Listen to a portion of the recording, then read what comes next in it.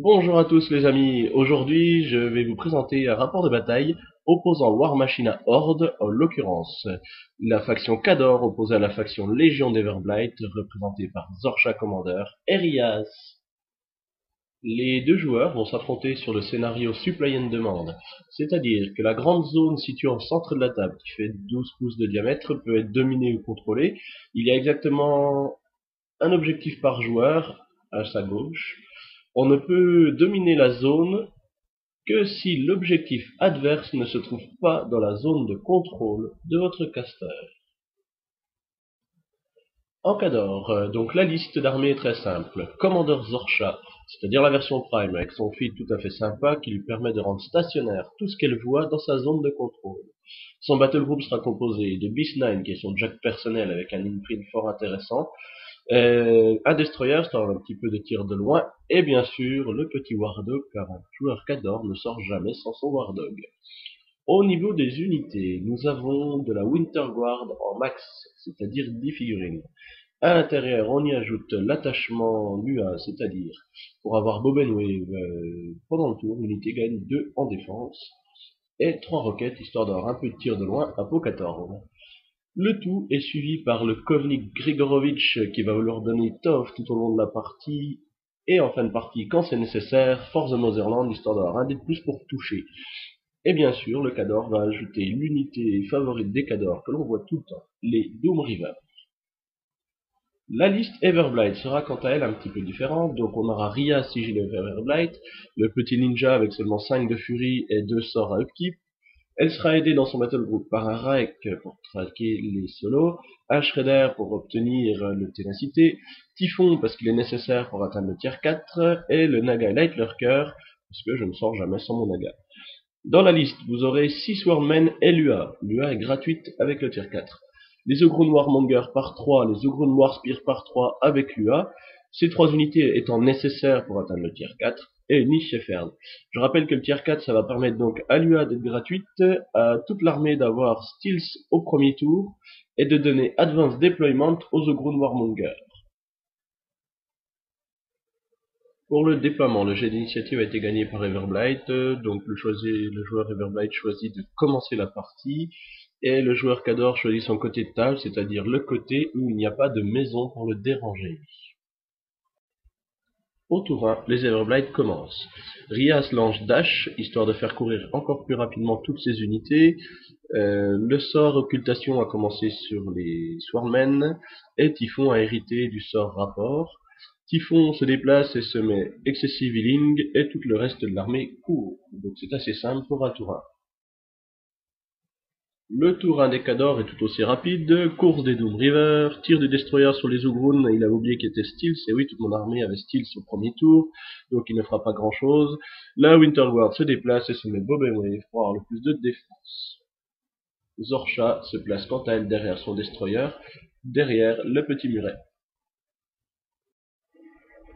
Le tour 2 est un petit peu plus long que le tour 1. En effet, Rias va maintenir Occultation sur les Swordmen, mais va pas maintenir Rapport. Elle va lancer Dash et se mettre Ténacité et se positionner dans la zone.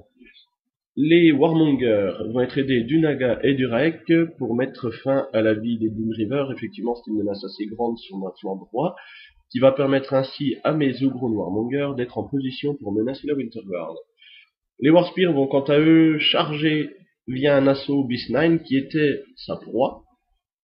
Malheureusement, je vais oublier d'effectuer le dé boosté pour les jets de dégâts de mêlée liés à la charge. J'ai donc fait 4 jets pour l'assaut d'avoir 4 javelots qui touchent. J'ai aussi fait 4 jets pour toucher en mêlée, 3 auront touché, et j'aurai donc fait un total de 7 jets de dégâts. Je n'aurai boosté aucun jet pour les dommages, malheureusement. Quel oubli malheureux. Donc mon armée est en position, et Beast 9 va pouvoir se faire plaisir au prochain tour. Le tour 2 des Khador. Donc, Beast 9 étant opposé au Warspear, elle va utiliser 2 points de focus. Le premier pour se donner mur de rousse, c'est-à-dire un dé pour toucher à tous ses jets d'attaque. Elle va effectuer un petit Thresher, histoire d'éliminer tous les Warspear. Alors, pendant l'échange, il a fallu réutiliser un coup de hache, histoire qu'ils meurent les 4. Le Destroyer va tirer sur un Warmonger, va rater son tir, mais la déviation va être courte, et va quand même réussir à enlever 4 points de vie à un des Warmongers. Zorcha va se positionner derrière son petit destroyer qui est lui-même derrière le muret. La Winter Guard va se déplacer pour venir contester la zone et va mettre à mal les Ugrun, c'est-à-dire va les tuer les trois, histoire qu'il n'y en ait plus.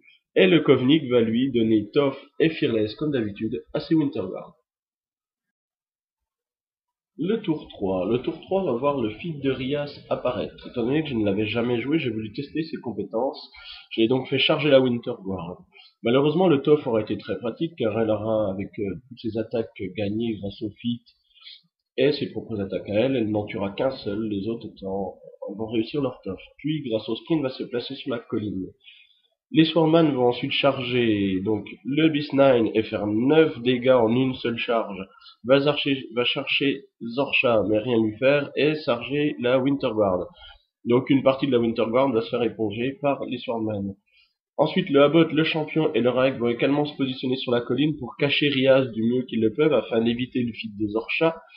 Typhon va charger l'objectif, va le détruire en 2 attaques dont une offerte par le feat et va utiliser 2 fois son spray en tant que, on pourrait dire, tireur en mêlée pour tuer un maximum de Winter Guard. Mais le Toph va encore être là pour m'embêter. Le Naga va tuer à Winter Guard celui qui contestait une dernière fois la zone, et le Shredder va se positionner près des Abbot afin de donner ténacité à Rias et aux Abbot. Donc grâce à ce tour et à ce feat, j'ai pu marquer 3 points, ce qui me fait mener 3-0. Le tour 3 des Cador, qui va être l'ultime tour de jeu. Kovnik Joe va lancer son Force the Motherland au Winter Guard. Les Winter Guard vont ainsi pouvoir nettoyer tous les Swarmen qui étaient gênants, dont ceux se situant sur la colline. Les 2 roquettes vont avoir des jets très chanceux et toucher Rias, qui avait à ce moment-là 19 de défense, donc 2 roquettes, 2 tirs, 2 touches à 19 de def, dont un qui va faire double 6 au jet de dégâts. Rias va donc être très mal en point, bien qu'elle ait pu en transférer un. Puis ensuite, bien, l'inévitable va arriver. Zorcha utilise Windrush pour se positionner dans la zone, va faire son feat histoire de geler tout ce qui peut être gelé, dont Rias. Puis charger Rias avec ses 4 points de focus restants.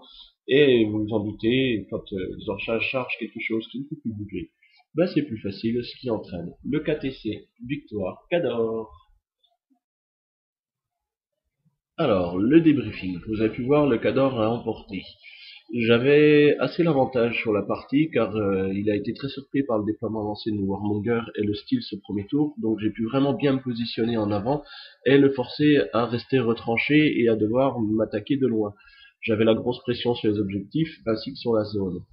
Malheureusement, n'ayant jamais joué Riaz, j'ai voulu faire un petit peu le foufou et voir ses compétences si j'attaquais grâce à acrobatique, grâce à des armes magiques qui ont critical décapitation.